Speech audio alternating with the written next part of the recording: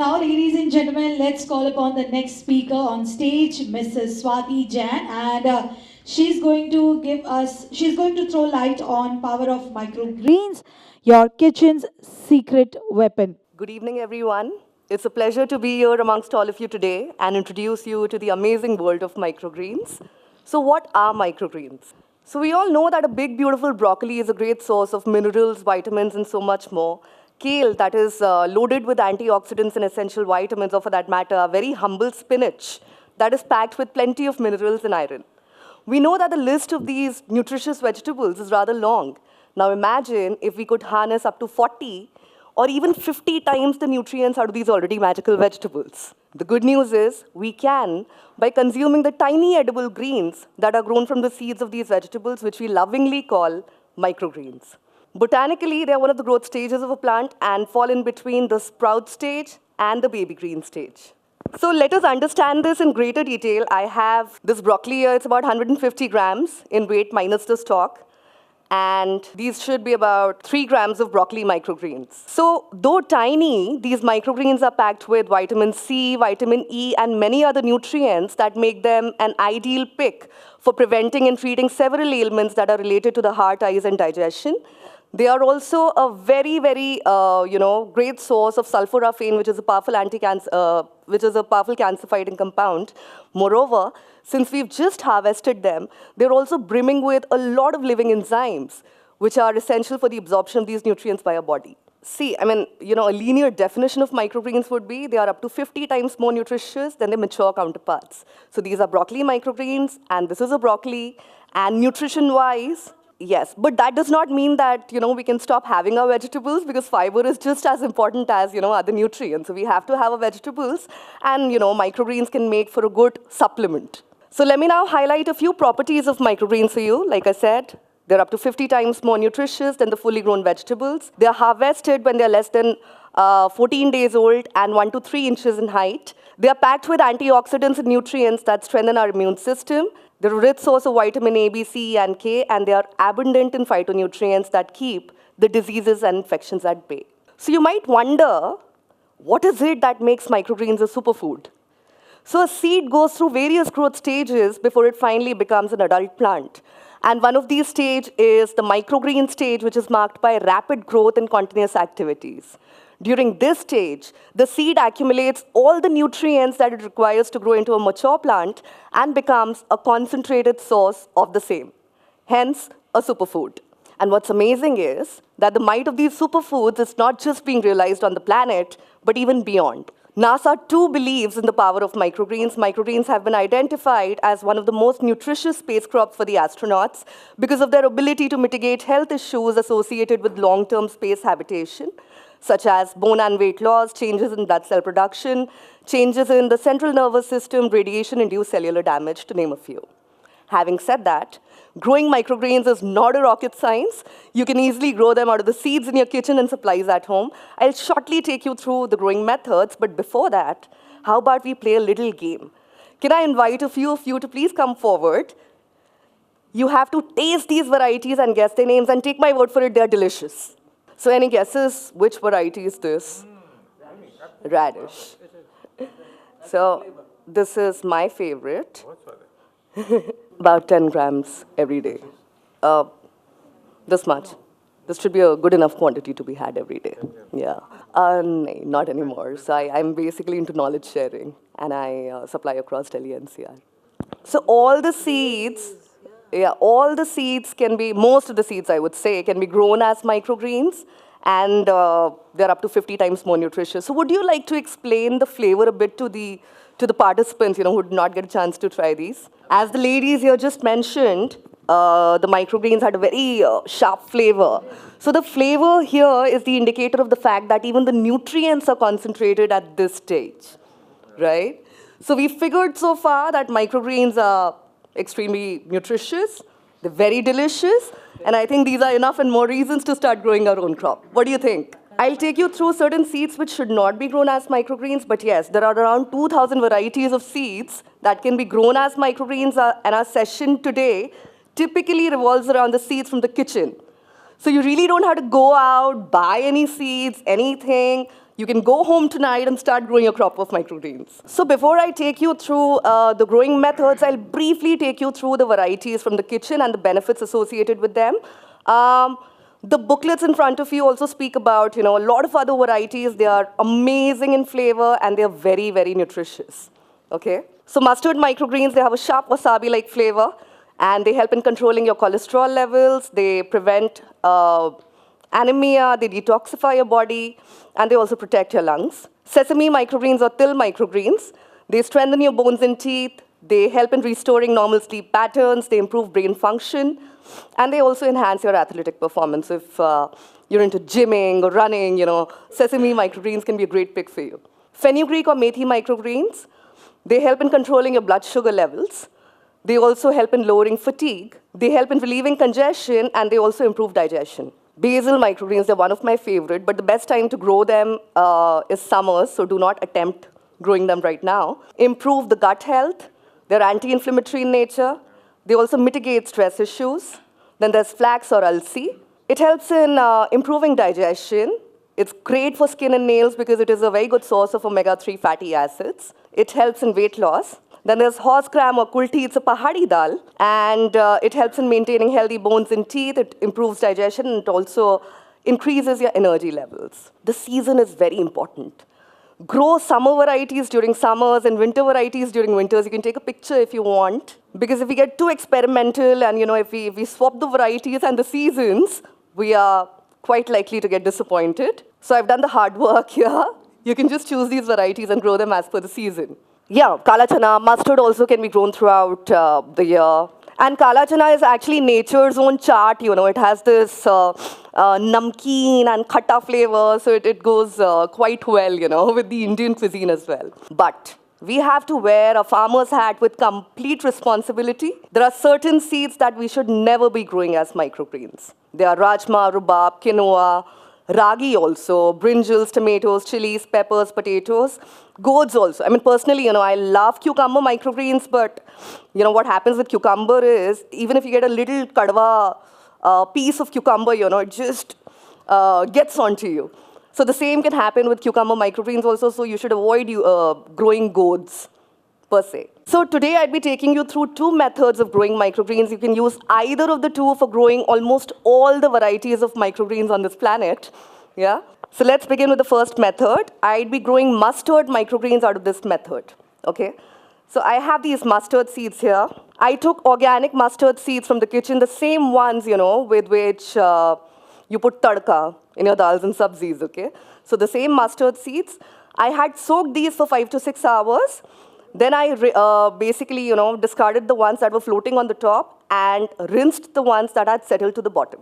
So basically, the seeds that will settle to the bottom will be used for growing microgreens. Our seed part is done. Now the pot.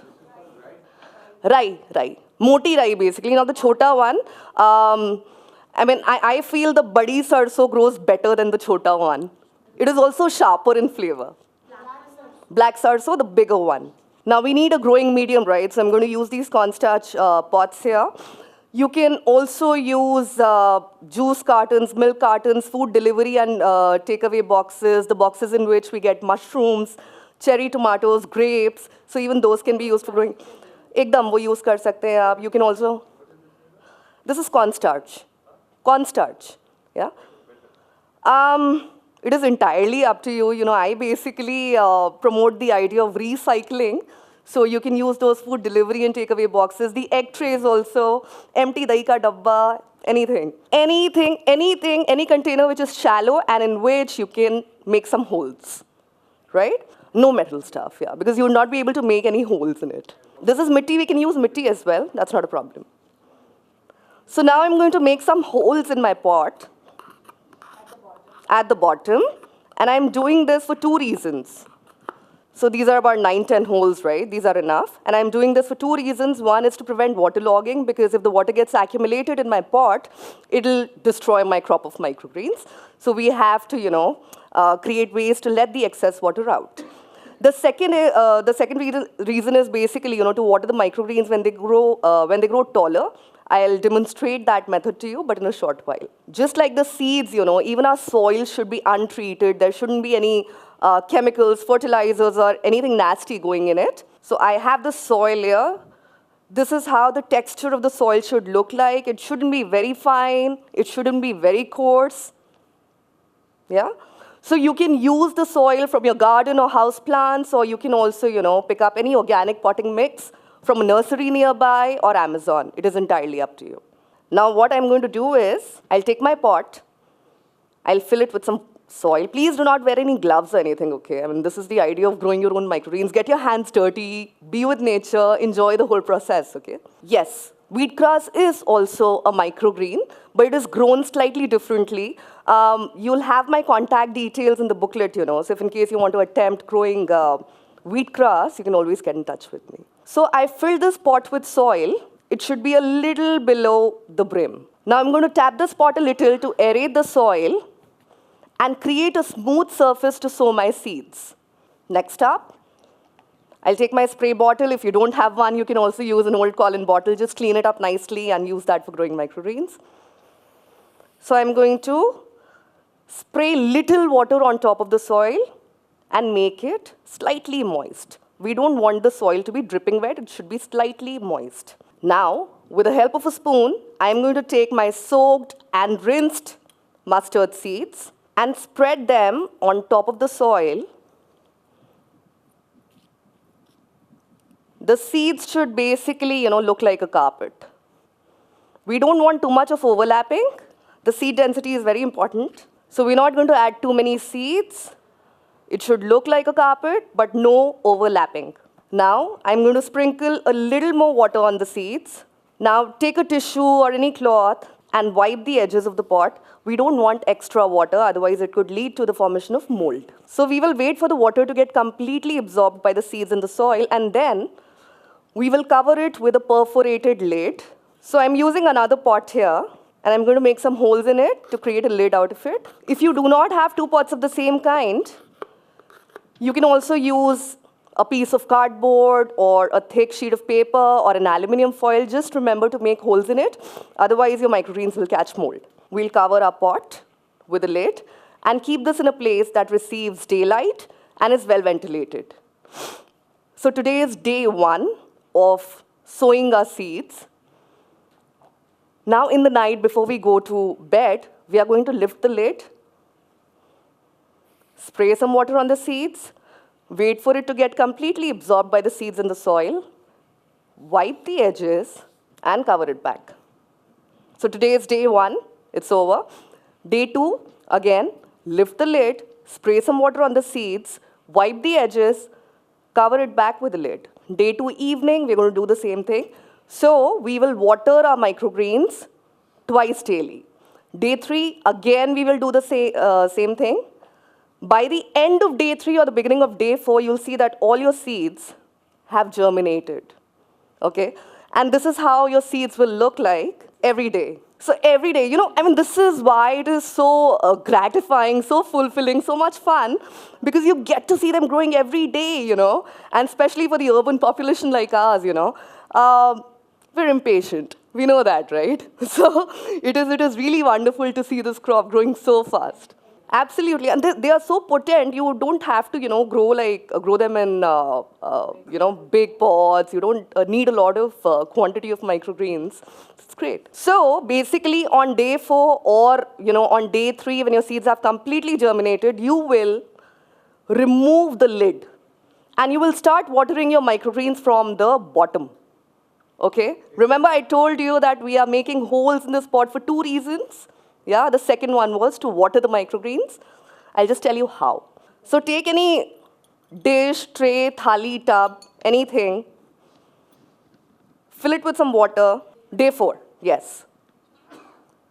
And then just keep your pot in for a minute. Anything. Nothing will happen. Yeah. This is mitti, and there's also a hole in there. Which one? The cornstarch. Cornstarch also has holes in it. Basically, capillary action. So we'll just keep our pot in for a minute. We'll take it out, tilt it carefully to drain out any excess water, and we'll keep it back in the same place. In another day or maximum 2, your microgreens will be ready for harvest. You can start eating them. Okay? So all of this is going to happen in less than a week's time. No, we don't. So the day when all your seeds have germinated, which is day 4, you will remove the lid. And the day you remove the lid, you will start watering your microgreens from the bottom. You should. You ideally should. Yeah? But then you don't have to get into the extensive process of cleaning them. Yeah, no baking soda, no salt, no nothing. You are growing them yourself, right? So just give them a light dip in water and consume them. Yes, and I'll take you through the method also of harvesting and consuming the microgreens. They are not regrowing.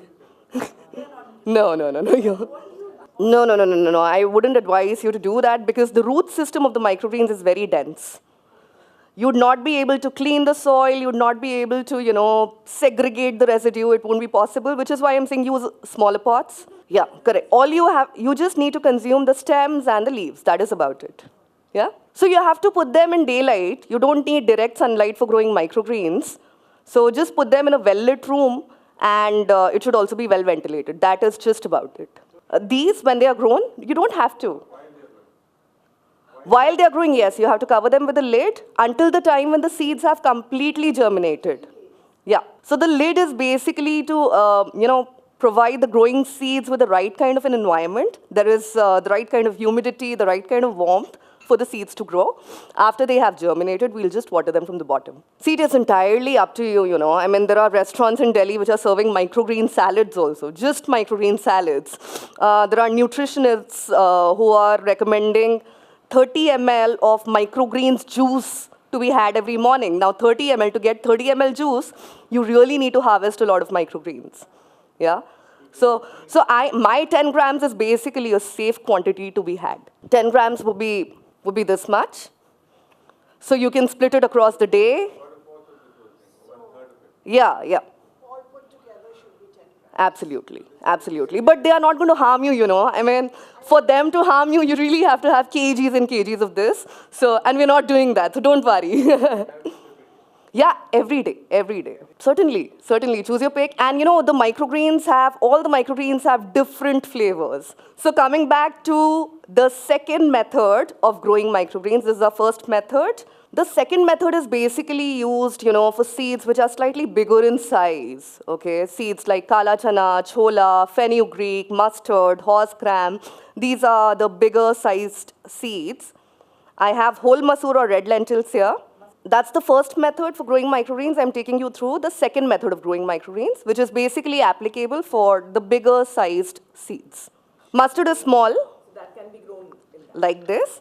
And once you've learned how to grow the kitchen varieties, you can also experiment with other varieties, like the seeds of broccoli or bok choy or kale, they are of the same size as mustard. So these seeds will also be grown in the same way, okay? Now the second method for bigger seeds, I have red lentils with me here, whole masoor dal. So what you've got to do is, this is slightly different from the first method. Herein you don't just soak the seeds, but you also sprout them, okay? Because they are bigger in size, they have a tougher coat. So we are going to sprout them. That will help us, grow our microgreens better. So this workshop was supposed to happen yesterday, and I reached home quite late last night, which is why I couldn't, sprout a new batch of seeds for all of you. But the size of the sprouts is very, very important, for this method. These are still bigger. We are going to go with slightly smaller sprouts. It is best to sprout your own seeds because they'll be organic, they'll be... We can use this. You can. But, even those sprouts are slightly bigger in size. We need to use smaller sprouts for growing microgreens. So this is basically how tall they grow in 48 hours. You have to use the sprouts which are probably half of this, half the size of this. That should be good enough. So what happens is, if the sprout size is bigger, if the sprouts are too long, they'll find it difficult to take their roots in soil. If they are small, and if we put an additional weight on top of them, they'll grow in the right direction. They'll not grow haphazardly. Yeah? So what we're going to do is, we're going to prepare a pot, dig some holes in the pot. Until here, it's the same as the previous method. I'm going to fill it with some soil. Soak, sprout, sow. is the second method. Okay? Now I'm going to tap the pot a little to aerate the soil and also create an even surface to sow the seeds. Sprinkle some water. Now, gently, because these are sprouts again, we don't want to break them. If we break them, there'll be no microgreens. Now I'll sprinkle the seeds on the top. Avoid overlapping. Again, it should look like a carpet of seeds. This is going to give you a real dense crop. You know, I would advise you to grow these microgreens in soil only because, you know, they'll also get the power of the soil. Yeah, of course, there are various other methods. You know, there are hydroponics and tissue paper and towel method. No. You have to sprout them the normal way in your mason jars or in a muslin cloth. Just sprout them the normal way, and then you have to grow them with this method. So, a quick recap. The first method uses only soaked seeds. The second method will use soaked and sprouted seeds. Okay? So I've put the seeds here. I've sprayed some water. Now, like I said, they need some additional weight on top. So I'm going to put a thin layer of soil on top of the seeds. Now, you just have to invest like less than a minute every day. And in a few days, these microgreens will be ready, you know. So I've put a thin layer of soil on top of these. Yeah, we don't want a thick layer. Just a thin layer of soil is good enough. So today is day 1, evening. Now in the night, after a couple of hours, I'm going to take my spray bottle. I'll spray some water on the seeds. Yeah. Day 2, morning, I'll again spray some water on the seeds. Day 2, evening, I'll do the same. Day 3, I will repeat the same process. We are not going to cover them with a lid. We have covered them with soil, and that is more than enough. Okay? And just like mustard, we are going to keep them in a place that receives daylight and is well ventilated. Okay? So on day 3 or maximum by day 4, you'll see little shoots emerging from the seeds. Now that is the time when you will start bottom watering. Yeah? So just take any tray, dish, thali, anything, fill it with some water, keep your pot in for a minute, take it out, tilt it sideways to drain out the excess water, and you're good to go. And again, in a few days, your microgreens will be ready to cut and consume. Like I said, they should be consumed when they are 1 to 3 inches in height. Yeah? It's as simple as it gets, You cut them when you can cut them. When you start seeing the stems, just chop them and eat away. Yeah? That is how simple it is. So this is the second method of growing microgreens. So let's please follow the instructions well. There aren't going to be any problems that you'll have to troubleshoot, just in case. Mold or fungus, there's a very, very common problem that people encounter, during growing microgreens. So just make sure that your seeds, pots, even the thing with which you're making holes is clean. Ventilation is very important, which is why, I'm saying that you should keep your pot in a place that is well ventilated. Also, the holes on the lid are for that purpose. We want some air to enter the seeds and our growing crop. Poor drainage, we are sorting it out with the help of the holes at the bottom of the pot. High humidity. High humidity can again be tackled with ventilation. So it's sorted. Now, root hair is not the same as mold. Root hair, whenever you see root hair on your microgreens, just do a little happy dance, okay? Because it's a sign that your microgreens are growing well. So do not confuse root hair with mold. Root hair has a nice feather-like appearance, and mold looks like a web, a spider web, okay? So, and there's a little experiment that you can conduct, if you're not sure if it is mold or root hair. Just take your spray bottle, spray some water on this white thing. If it disappears, it is root hair. If it does not, it is mold. But don't give up. Discard that batch and start again. Yeah? Also, mold stings. It has this peculiar smell to it. Root hair does not have any smell. Drooping. Drooping, there's a very, simple reason why it happens. Your plants are dehydrated. They haven't been watered adequately. So all you have to do is keep them back in a tray, which has some water in it, and let them stay in till the leaves perk up. Okay, that is about it. So we're not going to follow the 1-minute principle then. We will just keep our pot there and forget about it. After a couple of hours, you'll see that, they've formed a canopy again. It is very important to remove the lid at the right time. If you keep your seeds covered with a lid for a longer duration, they will grow lanky, leggy, and weak in search of sunlight. So it is very important to remove the lid when your seeds have completely germinated. Okay? Slower germination, there are 2 reasons, why it happens. One is insufficient watering. So we have to add little water, but we have to add water, otherwise the seeds will not germinate. Old seeds. Old seeds, you'll know if the seeds are old if they do not settle to the bottom. If the seeds are potent, they will settle to the bottom. So use the seeds which settle. Yeah? Okay, this is very important. No baking breads, no making parathas, no frying pakoras with microgreens, please. We have to have them raw. And we have to follow the simple principle of clipping, washing, and eating a live crop. Always remember that the time between clipping and consuming microgreens should be as minimum as it can get. Also, never cook your microgreens, like I said, because they are heat sensitive. The moment you expose them to heat, they will start losing all their vitality and nutrition. So have them raw in your salads, sandwiches, juices, chutneys, smoothies. There are very many ways of having them. So keep experimenting with them and have them raw. Also, we want to extract maximum nutrients, maximum pran, maximum living force, and maximum Shakti out of these microgreens. So it is important that we clip them and have them fresh. No clipping them and storing them in the refrigerator. That will defeat the very idea of growing our own microgreens, So clip them fresh. You can, ideally a cold presser juicer would be, or a NutriBullet if it doesn't use any metal. So what happens is anything metallic, will kill the nutrients. So, and they're so delicious, I would actually advise all of you to just, snack on them and use them as dhania, as garnish or whatever you're eating. Yeah? So another 5 days, their shelf life is 14 days, but I would advise you to finish them off another 5 days because otherwise they'll start looking, a little dull, a little lifeless. So the same principle, we like to eat our vegetables when they're still green and healthy and fresh, the same applies to microgreens as well. Another, from here, these are about 5 days old at the moment, so another 5 days. Well, you can, but they'll fight for space because every day they will keep on, getting taller, denser, and this is not too much space for all of them to grow. So ideally, you should just finish them off in another 5 days of time. That's good enough. But they will still be better than, the pre-cut microgreens that we find in supermarkets. So a 5 hours gap is still all right. You have to discard them. Either you can put it in your compost. And the soil too, yes. So I was explaining them that the root system is very dense, so you can't possibly use the soil again.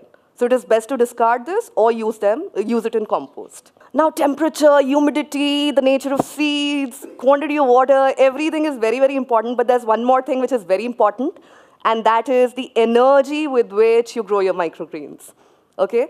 So whenever you're growing your microgreens, put your love, put your positivity, put everything nice into them, and magnify their strength and healing powers. Okay? Don't think of it as a chore. Yeah? Enjoy it, enjoy the whole process. So I am doing this commercially, but my routine involves playing my favorite playlist. I love incenses, so burn your favorite incense. Talk to your greens, keep your growing area clean, marvel at your greens. So just enjoy the whole process. Yeah? So thank you so much. I wish you all great luck as you embark on your journey of growing microgreens. Thank you so much. Any queries, any doubts that I can help you with? Vishali is going to kill me now. Oh yes, this is very, very important, let us not fall prey to the marketing gimmicks. The seeds that are used for growing vegetables are the same seeds with which you grow microgreens. Like I said, they are only a growth stage. If you, let's say, take a sapling, a microgreen from here and plant it in a bigger pot and let it grow, it will grow into a radish. So there is no such thing as seeds for growing microgreens. It's just the space. Absolutely, absolutely. Thank you so much. Thank you for being a great audience. There are booklets right in front of you. Please feel free to take them home.